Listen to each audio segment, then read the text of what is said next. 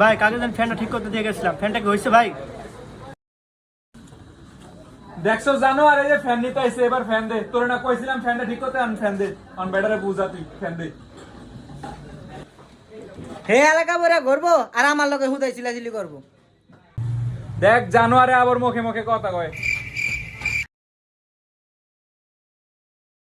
खेलेगा free fire. ওস্তাদ loan fan ঠিক করে লাইছি।